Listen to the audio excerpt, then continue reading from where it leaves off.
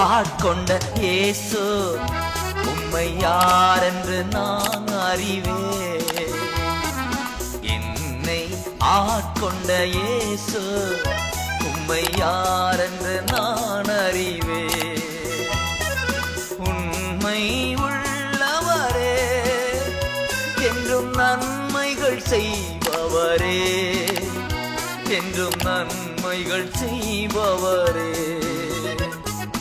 என்னை ஆட்கொண்ட இயேசு உம்மை யாரென்று நான் அறிவேன்.